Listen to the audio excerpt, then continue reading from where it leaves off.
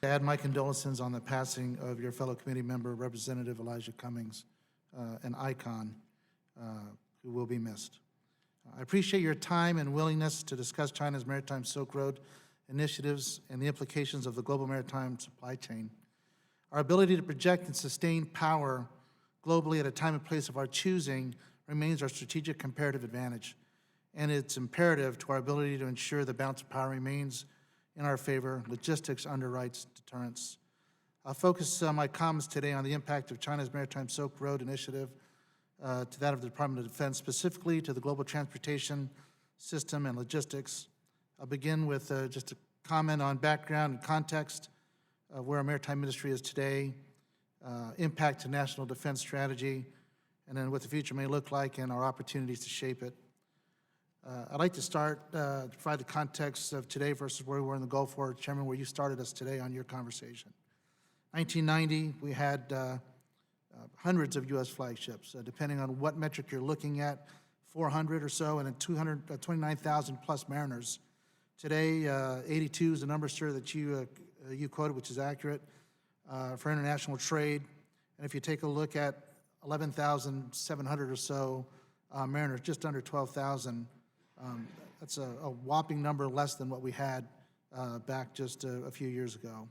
So what does this dwindling fleet mean to the Department of Defense? We rely very heavily on the commercial maritime sector to transport a lethal and ready force and sustain our operations. The age of the sealift fleet continues to increase and the readiness continues to drop. Fewer ships are available to provide steady jobs for our mariners, and which also impacts our shipyards. Many of today's mariners are dual-hatted, as you know, both commercial mariners and reservists. The results of this combination leave some uncertainty as to whether a wartime demand can be satisfied. The Maritime Administration estimates the shortage of about 1,800 or so during sustained military operations. It'll be impacting. We are increasingly concerned as we see China continue to maneuver geopolitically, economically, militarily, pursuing its goal to become the regional leader and a great power. In doing so, the Maritime Silk Road Initiative may affect our ability to execute the national defense strategy in the future if we don't change our trajectory, specifically our ability to project power and sustain combat operations.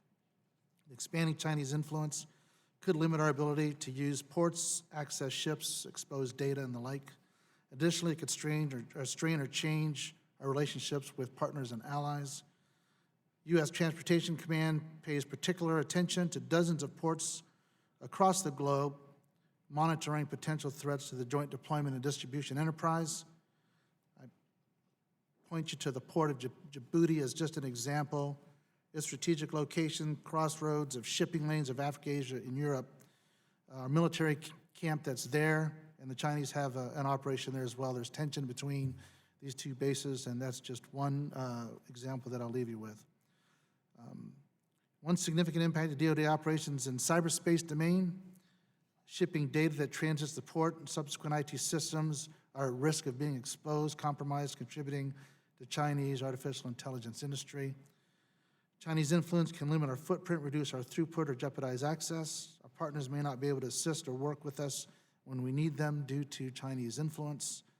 So given the picture, where to go from here, we need to take a proactive approach and seek opportunities to shape our future with a whole of government approach.